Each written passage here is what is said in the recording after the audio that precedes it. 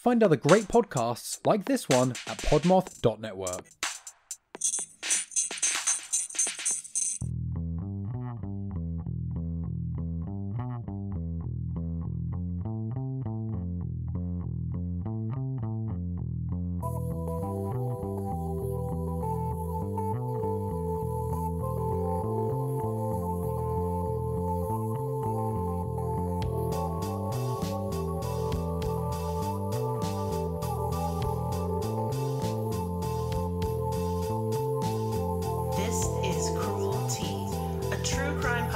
Where best friends and next-door neighbors, Willow and Lillian, spill the tea on murder, mysteries, and other things that go bump in the night. So get your favorite teacup ready, and let's get into it.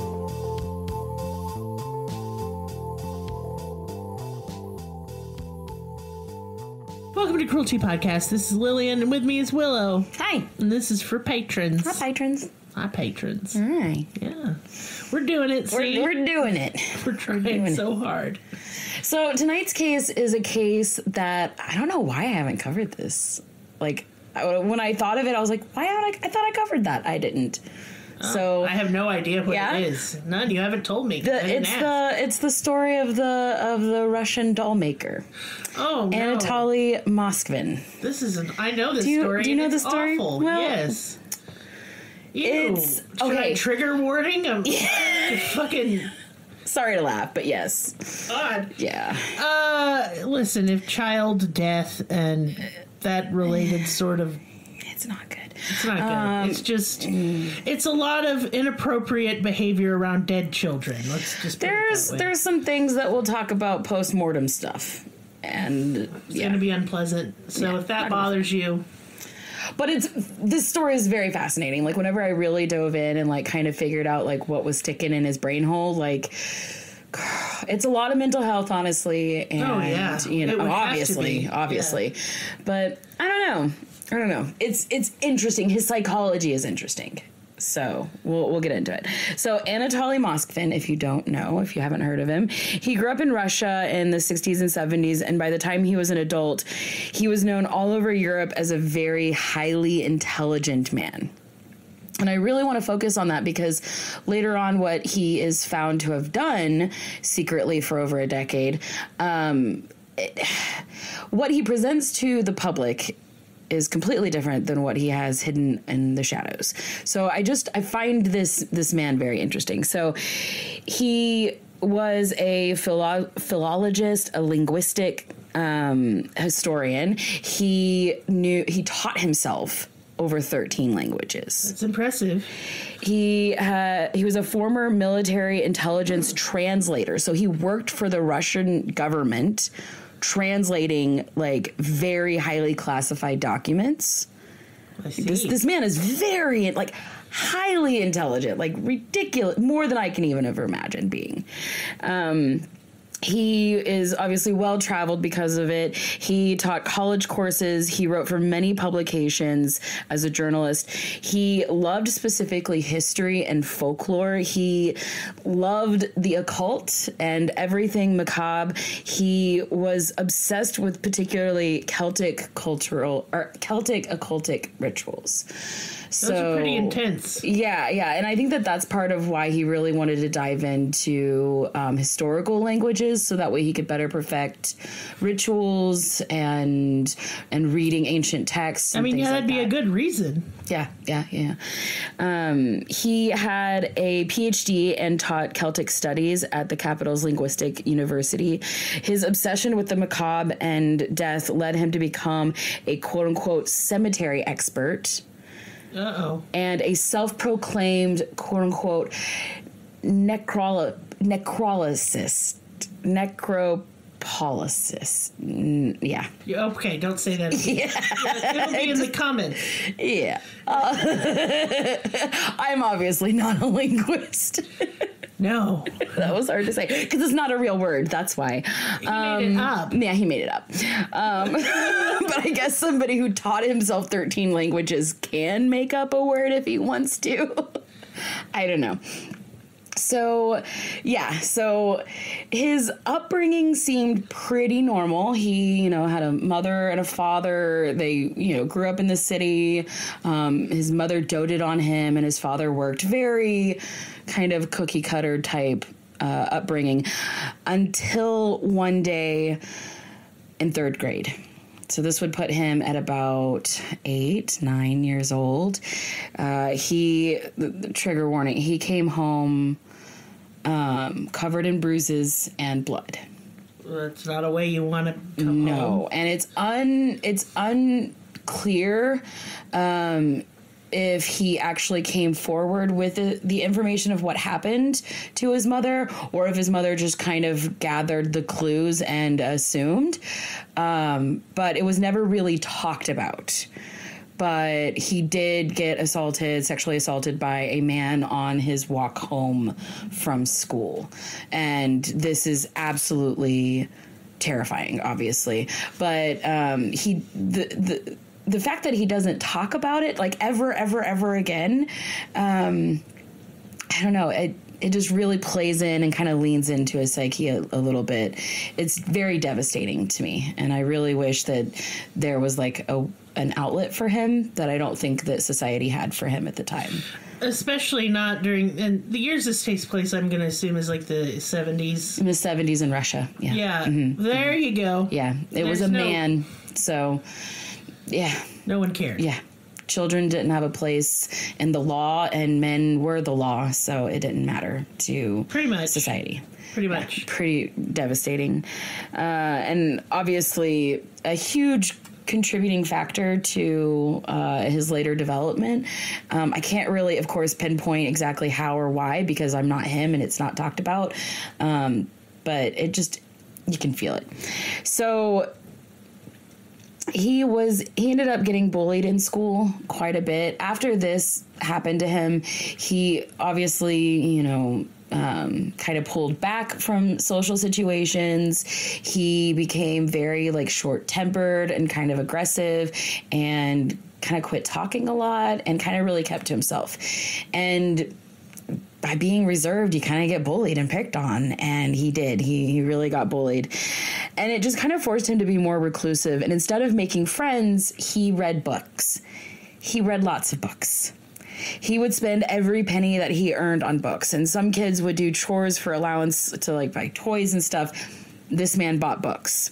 He soaked up as much information as he could, and he could nearly never get enough. Through isolation, he taught himself multiple languages and then focused on his academics. He excelled in school and went on to become a renowned scholar because of this. So it's almost like it forced him into almost like a career scholar, basically. Yeah, pretty much.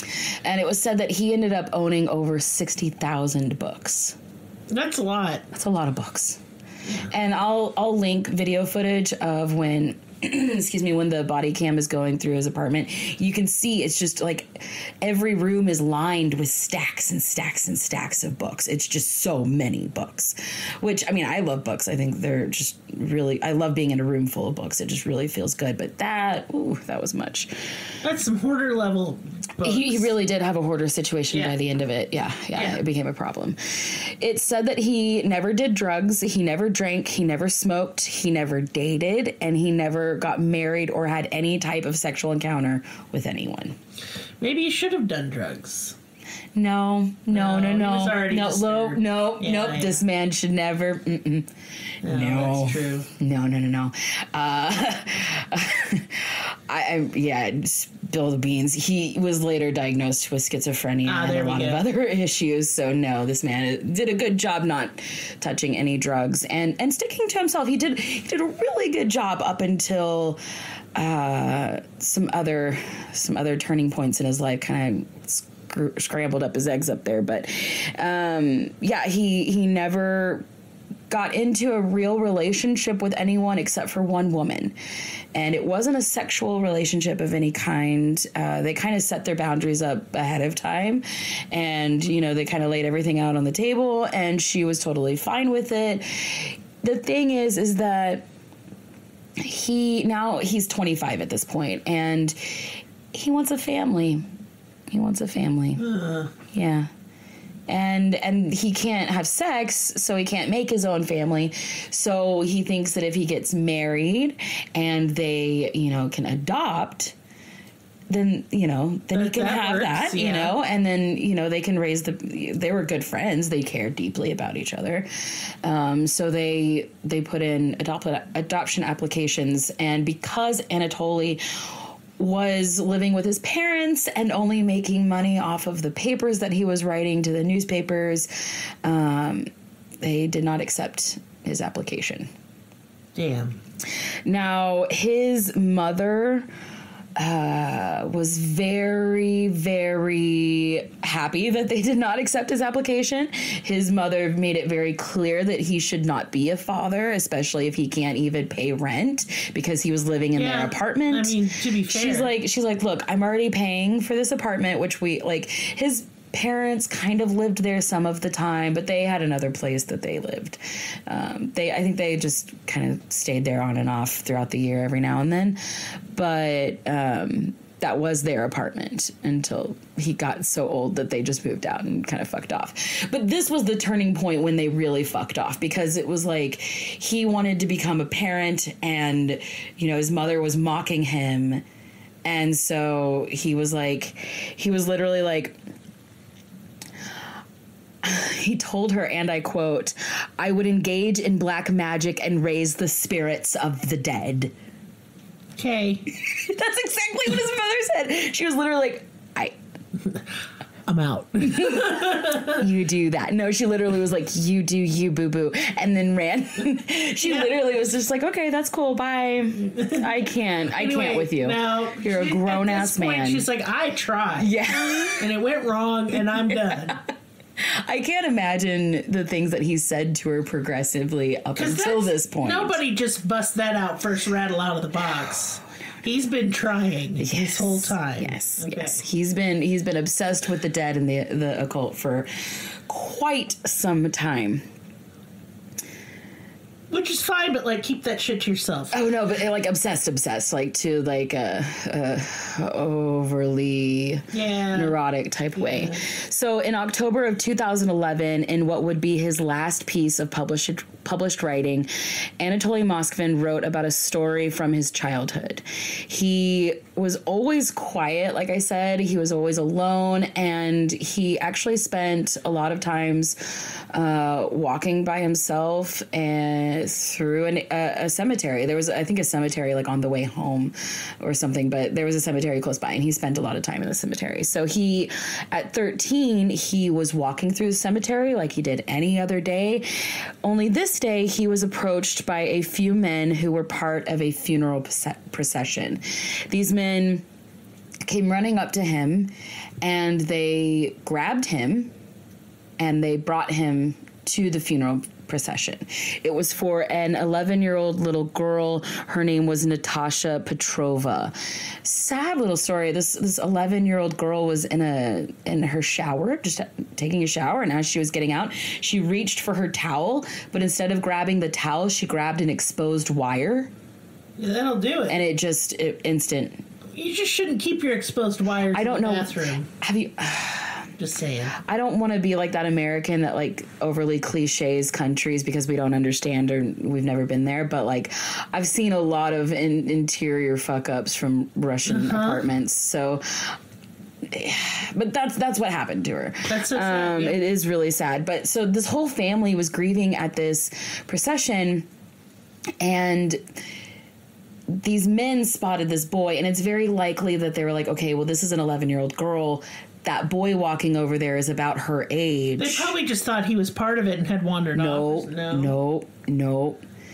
They thought that it was age appropriate. They needed an age appropriate boy to match their age appropriate daughter that they're burying.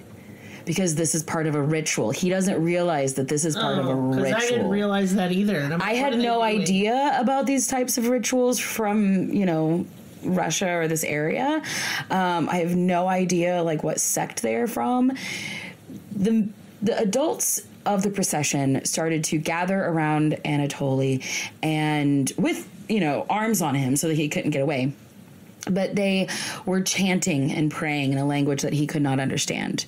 And what he believed was the mother of the little girl came up to him and gave him a large apple, kissed him on his head, and then led him to the little girl's casket. It's real weird. Very strange. While everybody's chanting. She told him that she'd give him candy, oranges, and money. All he had to do was kiss the little girl's head. Oh, no. He tried to refuse. He did not want to do this. He was struggling, but he was made to kiss her forehead 3 times. And when he did this, the mother of the little girl put a wedding ring on the little girl's finger and then put a wedding ring on his finger. People's fucked up. Yeah. And yeah, he was given a basket of fruit and some money and was sent home. Basically, that was it. Like, they kind of finished their ritual and they're like, okay, thanks, bye.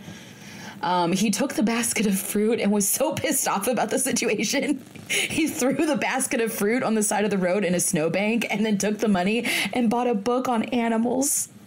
Yeah, it's pretty pitiful. Yeah. But yeah, he was so... This incident obviously really, really fucked this kid up. Oh, no shit. Yeah, it kind of fucked me up just researching it. But, this really, really had an effect on him because he's 13 years old and he's already been abused. And, he's coming into adulthood. He's got all these hormones. All this shit's already happened to him. And now he's married to a dead girl. Yeah, it's a bit much. Yeah. So he said in an article that his quote-unquote strange marriage to Natasha Petrova was useful. Well, I don't like that. I don't like that either. It's not the way I would word it. The word choice I use. He said it led him to believing in magic and his obsession with the dead. He said he felt drawn to cemeteries almost like there was a magnet inside of him.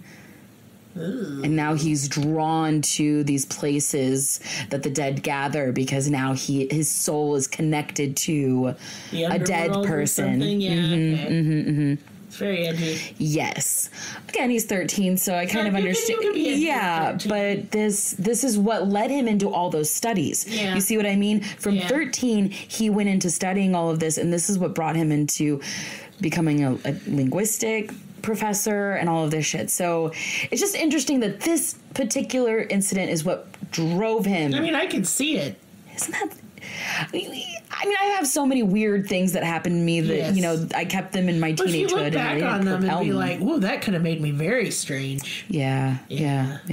But I don't know. I find it kind of ambitious that he took this one incident and really spent the rest of his life growing off of it. Ambitious isn't the word I'd use. I mean, with all the things that he did in his lifetime was pretty fucking ambitious. Working for the government, traveling around the world, teaching college courses, fucking amazing. His studies, but given how it ends, that's morbidly ambitious, but more ambitious than I would be. Anyway, so in 2005, he landed the perfect job for him. A fellow academic / publisher asked Anatoly to make a list and summarize the deaths of over 700 cemeteries in over 40 regions in this particular area of Russia. Oh. It took 2 years. From 2005 until 2007, for 2 years, Anatoly was going from cemetery to cemetery, gravestone to gravestone, writing down their dates, writing down their names, connecting family trees, doing all of the research for each one of these persons, basically writing biographies for every single person and accounting for them for their each headstone and plotting out the cemeteries and all of this. And all while he's doing this, he's cleaning up the cemeteries, he's, fixing the headstones, cleaning it off. It's an interesting job. Yeah. I would hate how laborious this is because it is physically laborious, for sure. But it's very interesting. This is something that I would like to do. This would be a fun job for me. because that's something that one time I brainstormed with an app developer, like a friend that was like into making apps, and I was like, we need like a map for your phone for cemeteries, so you could just like hover your phone over the gravestones, cool. You know what I mean? And then I was like, that'd be cool. This would be a good job for Anatoly to whatever. So he did this, but he did this all on foot, not with a car.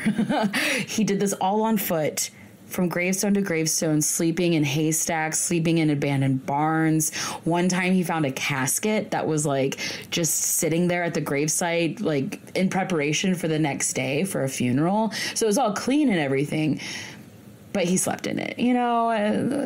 You're pushing it, sir. You're pushing it, yeah.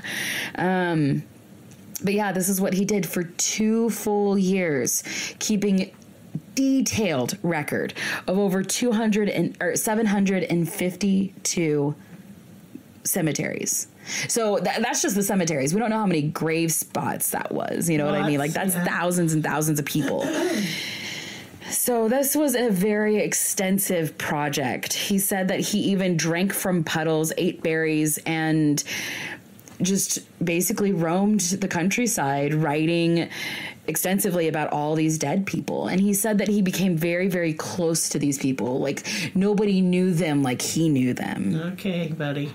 Settle down. Yeah. He said that, nobody knows them. Nobody knows the dead like I do.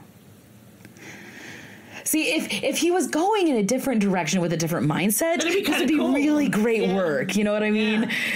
He goes very bad place with this. Yes. Very bad. Yes. Yeah.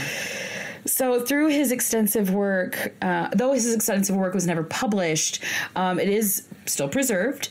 And those that have read it said it's very unique and priceless work.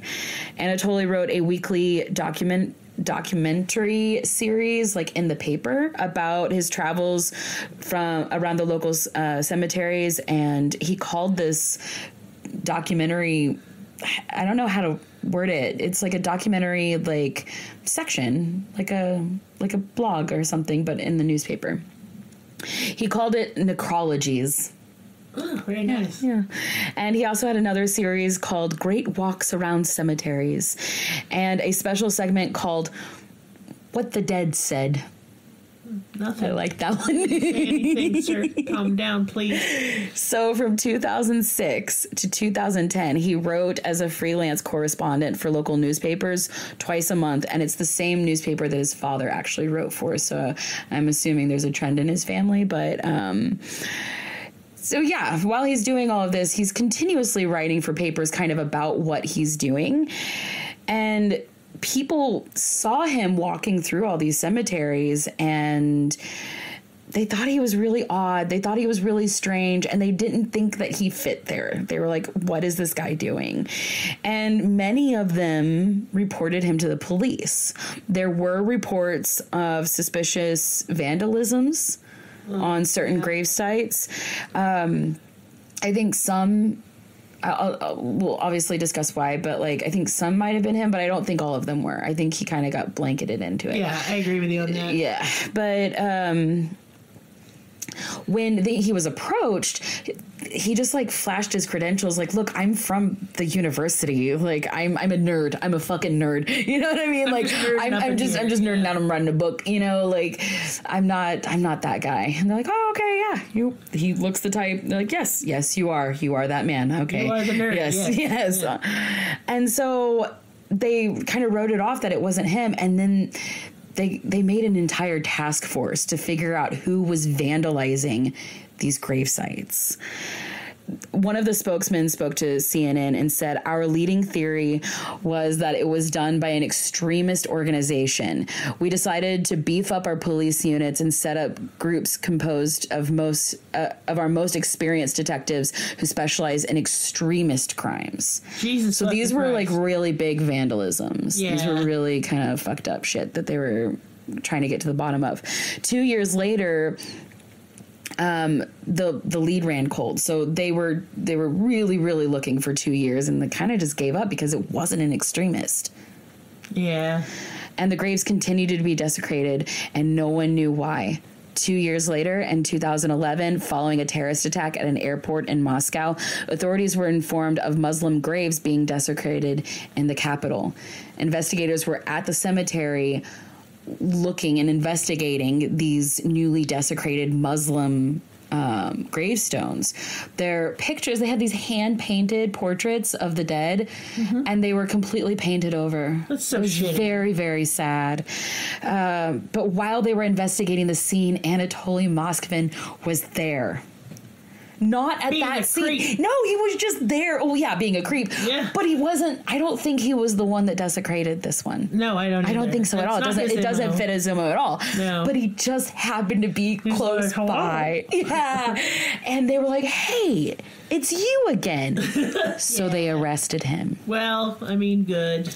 Yeah, but this is not what they thought. No, they're getting a whole different This wasn't surprise. his crime, and this isn't what they... It was just the weirdest fucking wasn't- mix-up. You know what? It wasn't his circus or his monkeys. But- No, Oh, it's a totally different circus. it's bad monkeys. It's not a real monkey, no. Oh, my no, it's goodness. bad. So while they took Anatoly to the police station, the other police units went to his house and performed a search. I do have linked the body cam footage of the entire walkthrough so you can see it. Ugh. Trigger warning. Just triggers all up the wazoo. You name them. They're in triggered. there. Yeah. Although no sexual triggers on this. Well, that's nice for once.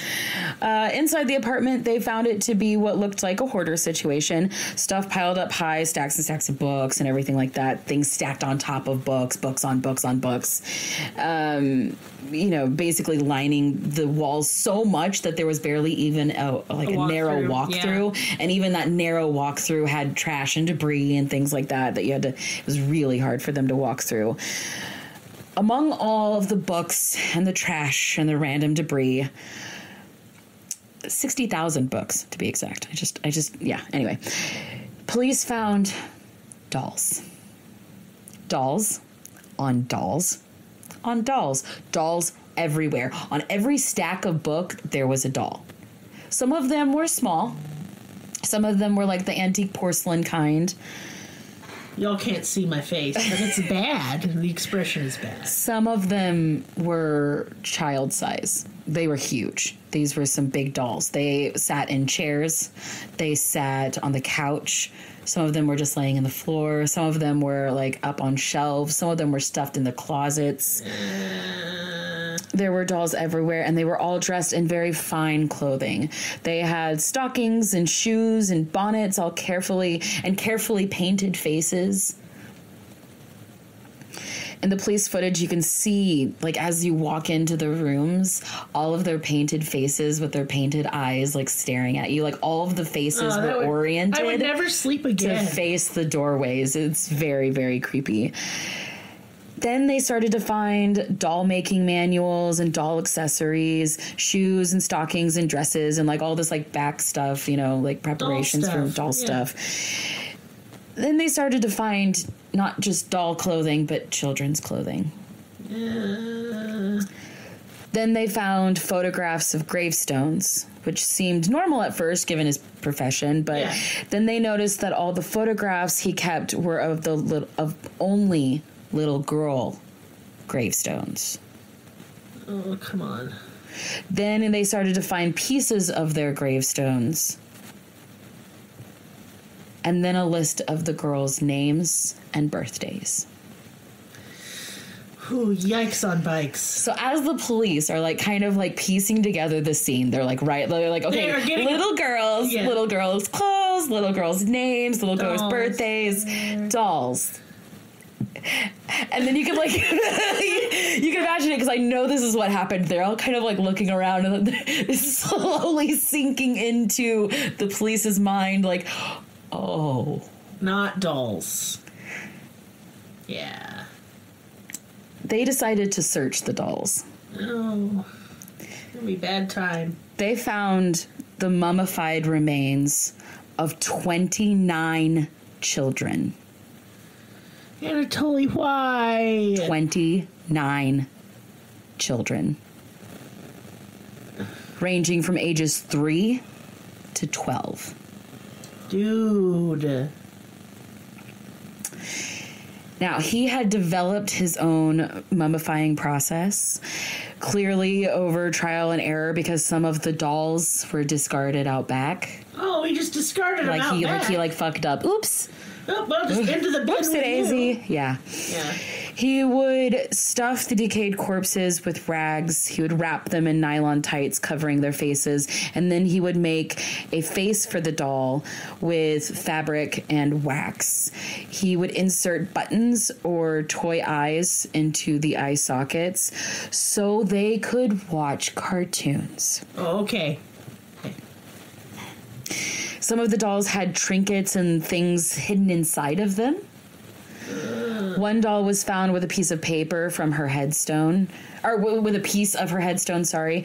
Another had her name written on a piece of paper inside of her. One little girl had the toe tag from the hospital with her name, birthday, death day, and cause of death on it. One had a perfectly dried human heart inside of it. Anatoly claimed that he could communicate with the souls of the dead children and would speak to them constantly. He told police that each one of the girls were carefully selected. Oh, okay.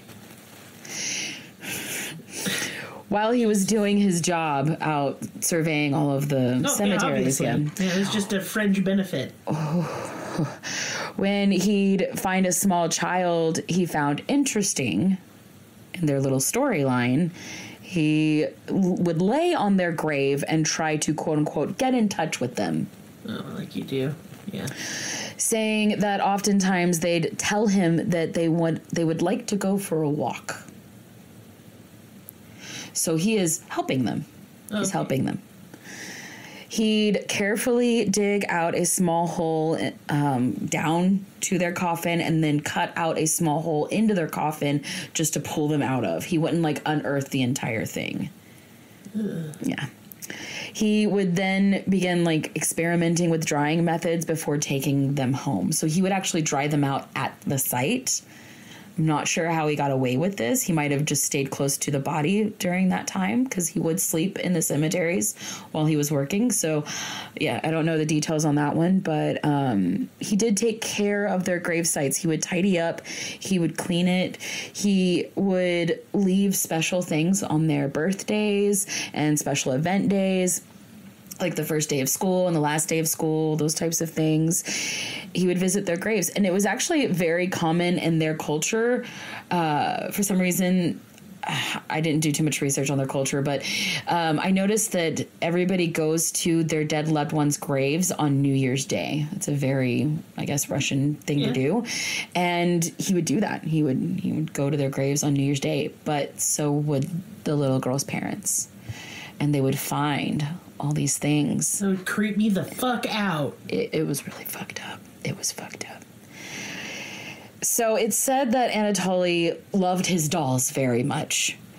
He'd feed them, dress them. He'd do their hair, set them up to watch TV. He'd even have them at dinner. They would have a seat at the dinner table even whenever his parents came over.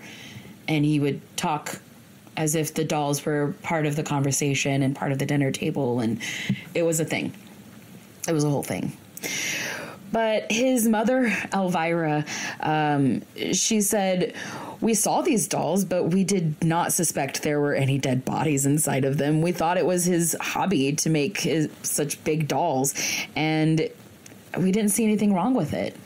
I mean, obviously, until... Yeah, I mean, there's nothing wrong with a man liking dolls. No, not at all. No. Not at all. Or making dolls. No, that's cool as shit. And I definitely think, especially for people with, mental illnesses or anything that's preventing them, wanting children but can't have children, that type of thing. If you can have a doll as a replacement and that helps you, go for it. There's so many. A lot of women who can't have children will have those realistic baby dolls. So, absolutely. I'm not going to begrudge That's anyone. A huge service to people. It's just really harmless, is. But it really not is. if it's dead children. Then it's not. Then it's bad. This is a rough case. This is a really rough case when it comes to the morals of everything. Obviously, this is bad.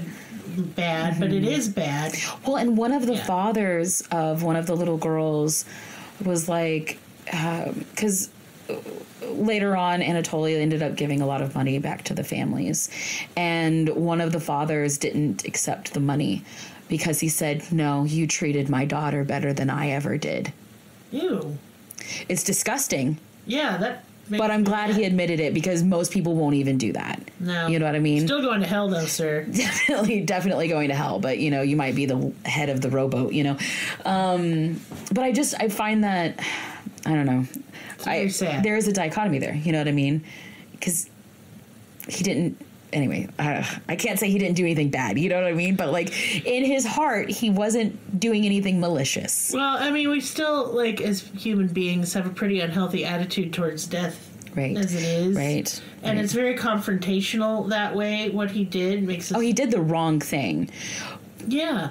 You don't disturb the remains of someone's child. No. Because you're weird. No. But he did need help. He definitely needed help. Need help. I really do feel bad for this individual. Sure. I don't think that he did good things. No. I don't think he made good choices, but I do... I don't think there was malice behind it either, so... No, I just think he was sick.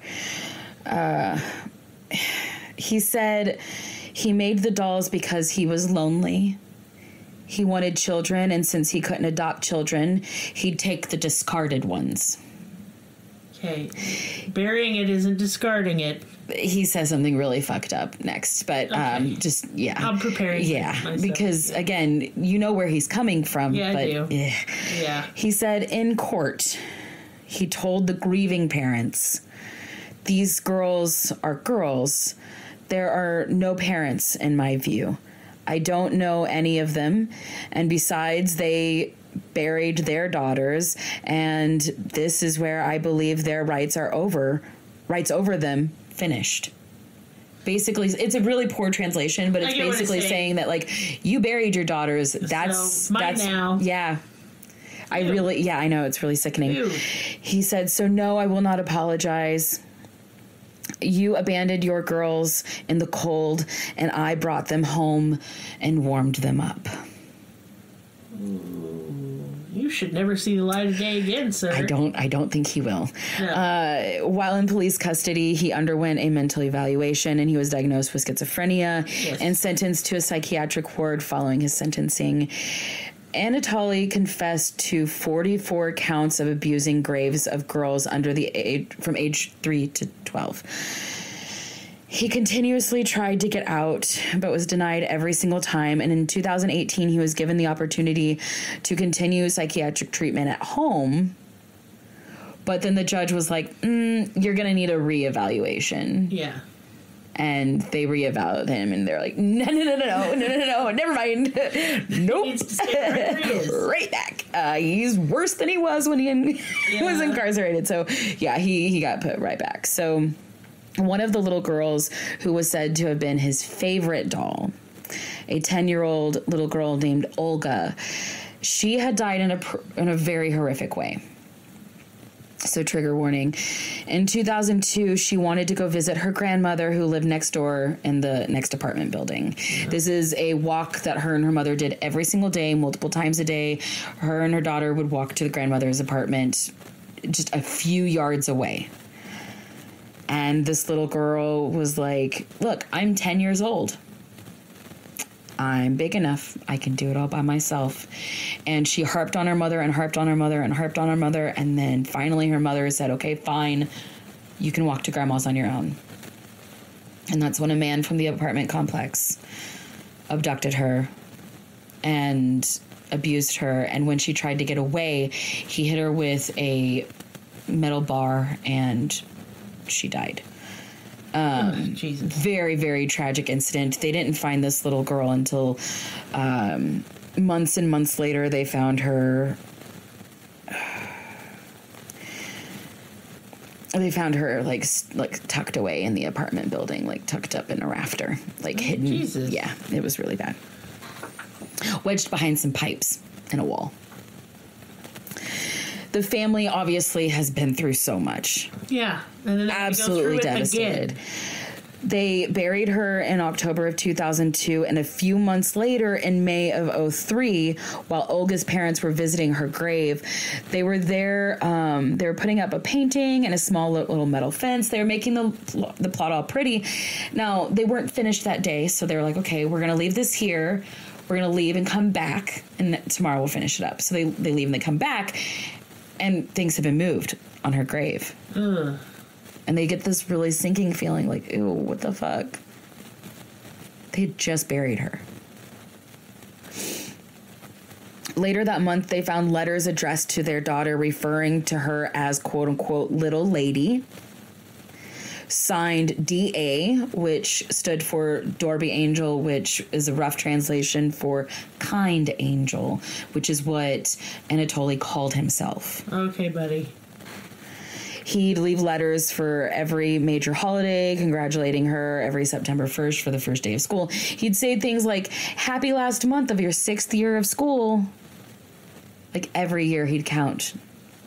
And every time that this, each child, he did this for every grade, but it was her specifically that he did the most to. And the grieving mother, the grieving family that has to go to their daughter's grave, and they have no idea who killed her. So they have no idea. They have no idea. It's the killer doing that. Wouldn't you? I would. Yes. Yeah. What torture? Yeah. Yeah. And that's the thing. Like, that was in 2003. He didn't start his cemetery job until 2005. Oh, he was already on it. Yeah. Yeah. Yeah. See what I mean, though? Ew. He was already making dolls years prior to his cemetery gig. So he probably got that gig lustfully hoping for more dolls. You know what I mean? Yeah. Like, we don't know how long he's been doing this. No. It's really creepy for how long he got away with it for over a decade. I know that. It's just, it's creepy. It's fucking creepy. So one day, Olga's family came to her grave and found a note that said, if you don't erect a monument, which she deserves, we will dig her body out. I just don't like that. So, yeah. That implies some things. Yeah. So they put up a headstone and they came back to it completely destroyed with a hatchet and even more hateful messages. See, it's not enough. It's just fucking terrifying. It's just terrifying. Why would you do that? Why are you torturing these people? I understand that he's having a mental decline. Yeah, there's some episodes there where he thinks that now he's protective of Olga and how dare her family just discard her like that. That's where his mindset is, but that's not how it's being translated to the parents. No, whatsoever. they're just scared. I would Absolutely. Olga's mother later said, if you find him, do what you want to this barbarian. We won't object. She said, at this point, we knew nothing about Moskvin or that by now he had already removed her. But if I'd met him at Olga's grave, I'd have killed him with my own hands. Yeah. Yeah. Yeah. Fuck a bitch. Yeah. When police raided Anatoly's apartment, they found documents dated back to 2003 around these times that the letters were written about Olga's grave, which confirmed their suspicions. So they got the link there. Yeah. To kind of solidify that. Police got permission from Olga's parents to exhume her grave, which they did agree, and they unearthed her coffin. They found it almost perfectly preserved, but empty, with a perfectly round hole where he had cut the coffin and pulled her body out. Blech. Olga's mother said, I almost collapsed when they pulled that Poor woman. coffin out. She said, my girl had been murdered. If anyone deserves to rest in peace, she did. But instead, her grave had been robbed. You can't begin to imagine it, that somebody would touch the grave of your child, the most holy place in this world for you. We had been visiting the grave of our child for 9 years, and we had no idea it was empty. Instead, she was in this man's apartment. When she was told that Anatoly might be released, she said, in quote, this creature brought fear, terror, and panic into my life. I shudder to think that he will have freedom to go where he wants. Neither my family nor the families of the victims will be able to sleep peacefully. He needs to be kept under surveillance constantly. I insist on a life sentence, only under medical supervision without the right of free movement. I still find it hard to grasp the scale of his sickening quote-unquote work. But for 9 years, he was living with my mummified daughter in his bedroom, and I had her for 10 years. He had her for 9. This is incurable. If he is released, he cannot be treated properly as an outpatient. He will just stop taking his pills, quote unquote, and at some stage return his sinister actions as he promised he would do so. Yeah, no. And then literally like right after that in an interview, he said, and I quote, "Don't bother burying the girls too deeply, as I will simply dig them up when I am released." All right, Count Dracula. Fucking disgusting. Jesus fucking It's Christ. so disgusting. It's so disgusting because he is intelligent. That's where it is. You know what I mean? Like, he's intelligent. There's no empathy there, though. No. None. No, it's And very... that, to me, that was just the beginning stages of more sinister things to come, honestly. I think he would have ratcheted it up. You think eventually. he would have actually Eventually. killed? Yeah. Well, like, something could have happened, like something traumatic, and it could just set him off, and now he's killing Right. What if he sees a living girl that looks like one of his dolls? Yeah, where he'd be like, And he's like, that one should be a doll, and I will protect her by killing her. Right. Yeah, it's just a slippery slope of murder to me. Right. But God, this story really had me tugging and pulling at my heartstrings for various reasons. I have a soft spot in my heart for people with, mental decline and issues that they can't quite grasp reality, or they grasp things in a different way. My heart went out to him because he was sad. He was very sad. He was Clearly very lonely. disturbed and sad, yes. He wanted to be a father, and Oh, thank God he wasn't. yes, but if he could have gotten treatment and help early on, Yes, probably. he might have been a really good quote unquote dad. You know what I mean? Like maybe to a dog or, a pet bird or... No people, I think. No. I don't think we need to be around impressionable children. No, but yeah, there were parts of me during this research that really felt bad for Anatoly. No, I feel bad for him. I really, really do. It's the moms. It's the ones that gets don't me. bury the girls too deep. Ew, you fucking That's the one cartoon that gets villain. me. Shut up. Yep, that erases all of my fucking sympathy There for you. goes there, my bud. empathy out There the you window. go. Just put him in a box and sink him in the ocean. Yeah. Because he's not sorry and he's had treatment is the issue. Because I don't know how to... Yeah, I was about to say, we don't know what kind of treatment he has had. I don't think Russian psychiatric hospitals are necessally nice places. Not historically. Hey, but you know what? Neither are ours. Neither are ours. So- Yeah. But yeah, I want to just say thank you to all of our tea bags and patrons for putting up with our nonsense this month. It's been rough, and I don't want to talk about it anymore. I don't, because I already gave the year in review, and that's just me bitching, and so I don't want to bitch anymore. What I want to do, going forward, is I'm going to be in a good mood. I'm going to be optimistic. Oh, go fuck yourself. That's all I have. All right. We had such a hard couple months, and our entire patronage, the entire Patreon group that has supported us through this.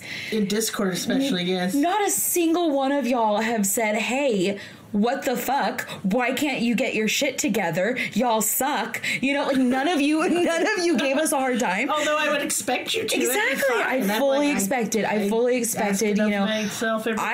was bitching and complaining to myself about what. Woo! Yeah.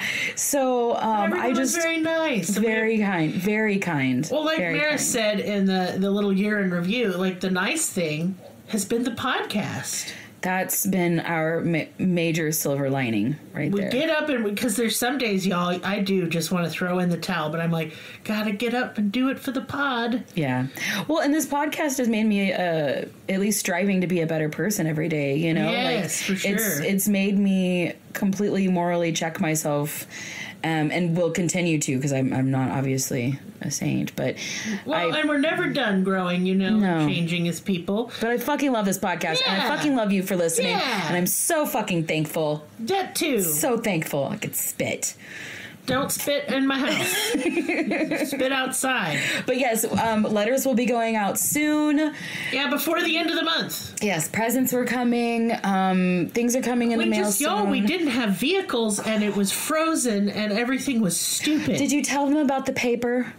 I don't want to get into the paper. Okay, but can I just for a second? Because, we were going to make our letters so cute, and we had this really great idea. You had a really great idea. I'm just going to point that out. This is your doing. I washed my hands. I thought tea-stained paper that smelled like tea would be a really cute little thing. But when you print... Okay, so if you print it out on the paper and then stain it with tea, made the ink run. If you put the tea on the paper, then the printer doesn't like it, and the paper jams. How many times? 5. That's how many times I tried. This was about a month or 2 of experimenting.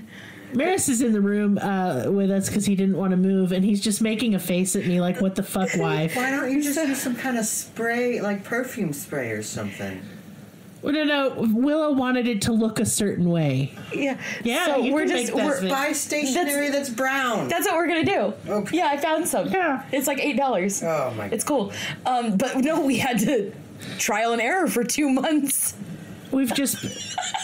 Look. I'm throwing hands. You can throw hands. Like Pontius Pilate, I have washed my hands. So, I'm just doing my best. We're gonna buy some special cruelty stationery. Everybody gets nice little letters that aren't tea dyed and dried and gross and soggy. Nice.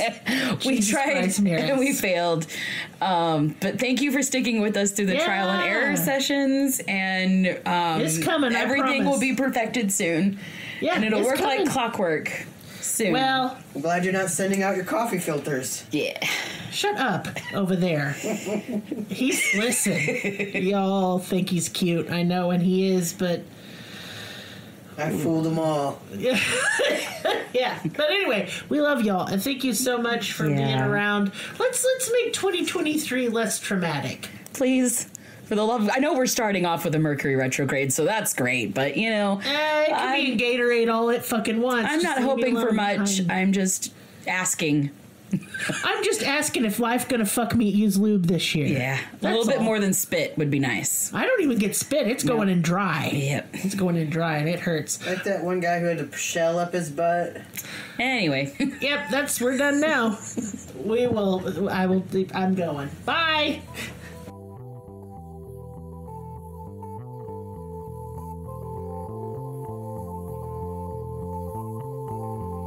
Find us on your social media platform of choice. Linktree/cruelty has all of the links. Check out our Patreon for exclusive episodes, merch, ad-free episodes, live ghost hunts, and much more. Please be sure to subscribe. New episodes are uploaded weekly. Thank you so much. See you next time. Music and production by Willie B.